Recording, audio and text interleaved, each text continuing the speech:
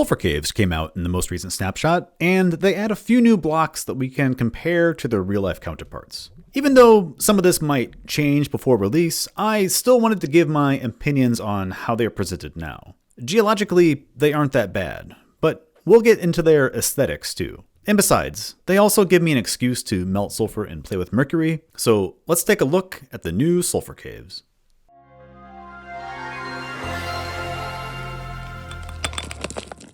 This new biome adds 3 new base blocks: sulfur, potent sulfur, and Cinebar. The first and last also have the complete set of stone varieties. It also adds a new interesting mob, the Sulfur Cube.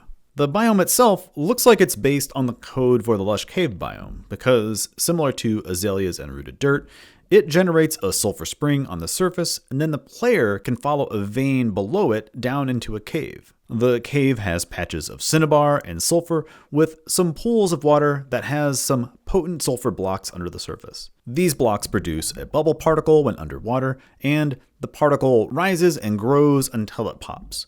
Or if it breaches the surface, it produces a yellow gas. The bubbles are just particles and have no interaction like a bubble column.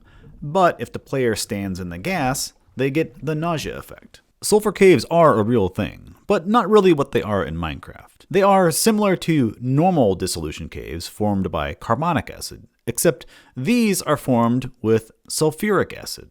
The acid reacts with carbonates, which are commonly calcite, to form calcium sulfate, and CO2 with some water. The water and CO2 can combine and form carbonic acid, which further dissolves more calcite, the same as it does in normal dissolution caves. This can cause sulfur caves to form much quicker than normal caves. Geologically quicker, like thousands of years, not tens of thousands of years.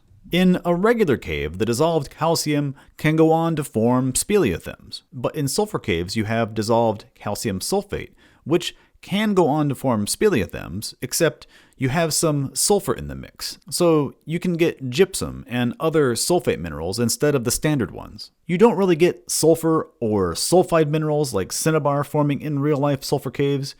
You also don't get bubbling pools of noxious gas either. These are more commonly associated with thermal volcanic areas. So really the only thing Minecraft sulfur caves and real-life sulfur caves have in common is the name. Sulfur is a common element that you can find in its native form, meaning that it's just sulfur, not a compound with something else, not even oxygen, also not accounting for impurities, which are most certainly in there. Historically, we have mined it from deposits near volcanoes, where it can form from a mixture of sulfur dioxide and hydrogen sulfide. Sulfur has a relatively low melting point, just a bit warmer than water's boiling point at 115.21 degrees C. In fact, we have used this property to mine it. Volcanic rocks high in sulfur were collected and heated above the melting point, and the sulfur was collected at the bottom. Sulfur is common in organic deposits like coal and petroleum, so in modern times it's commonly collected as a byproduct of oil refining. It also burns a blue color, which is interesting. There is so-called blue lava, which is just molten sulfur burning, not really blue lava. If I was on fire, I wouldn't call myself orange. In Minecraft, maybe you could relate this to soul sand and why it's burning blue. Sulfur has long been associated with the real-life fictional underworld and also had the name of brimstone. Aww. The Minecraft sulfur springs on the surface give me the vibe of we have thermal pools at home. Features like this are somewhat common in geologically active areas, and the waters are normally quite acidic. Degassing from magma chambers under the ground can produce hydrogen sulfide, which reacts with oxygen to form sulfuric acid. These pools can have thermophilic bacteria, which have different colors depending on temperature and the specific communities present. I have seen some people creating these in their own Minecraft worlds. This is one my daughter made in our world a few months ago. The Minecraft version spawns on the surface, but might need some tweaking. Many biomes that I found in this seed didn't generate any, but then there are some that have a dozen. The other block, Cinebar, is mercury sulfide, and our primary source for that metal. Hot thermal waters can dissolve mercury and transport it to a cooler location, where it can combine with hydrogen sulfide and form Cinebar. It normally forms as veins in existing rocks, and it's very red, and has been used as makeup in the past. It is considered toxic though. Not terrible, but Just to be safe, don't handle it with your bare hands. We get mercury from it just by heating it up and then condensing the mercury vapor. Looking back at the Minecraft biome, if you had a source of hydrogen sulfide, sulfur dioxide, mercury, and heat, you could produce these minerals.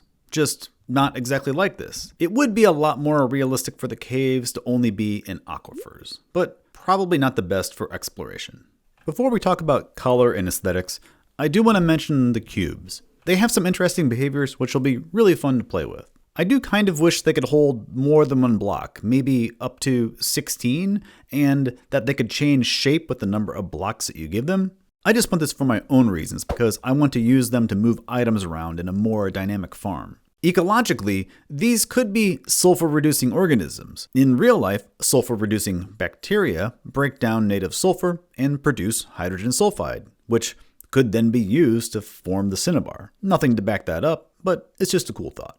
When Sulfur Caves were first revealed at Minecraft Live, they seemed to add a lot of glow lichen to the biome. YouTube tends to really make dark scenes hard to see. Moody is fine to play with live, but after compression, it's really not watchable. So it's understandable that they did this. It's much better than trying to fix it in editing. The current release has much fewer glow lichen. People were saying that the biome looks like ketchup and mustard, but you can use bright colors if the overall light in the area is low. This is a technique I first saw used in Minecraft by Dingyfried. He made this underground village, and he used bright, garish colors for everything because when it's viewed under the normal cave light, you can still make out all the differences. Currently, I think the brightness of the Sulfur Caves looks good. Some people also said that they thought the saturation of these blocks was reduced from when it was first shown, but I think that's all just due to lighting. To look at those colors, we can load them into a color space. The sulfur block fills a pretty nice space between birch, bamboo, and stripped oak. Its closest color is orange glazed terracotta, which I've long used as an example of a very noisy block. Potent sulfur is a little bit more saturated, and it is also kind of just all by itself here. So it's filling in some much needed color space. Cinebar is down here, and it's kind of between a bunch of the unglazed terracotta. A whole lot of area down here really needs some more blocks in it. So these are actually pretty good. We can also look at all the spacings in the OK Lab color space. This is a more perceptually uniform color space, so the distance between colors actually means something. But it doesn't really change much. The blocks are still occupying spaces that will really help smooth out some gradients. I do think that Minecraft can add some more saturated blocks, but I think that the blocks that they've added here are pretty good. They fill in some nice spaces, and I can see myself using them in a lot of different builds. One possible solution might be to increase the saturation of the polished blocks. Often in real life, smoother materials are brighter, not just less noisy. But I'm sure that'll upset other people as well. So I don't know. And that wraps up this quick look at Sulfur Caves. If anyone has any questions, ask them down below and I'll do my best. I hope you have a nice day, and I'll see you next time. Bye-bye.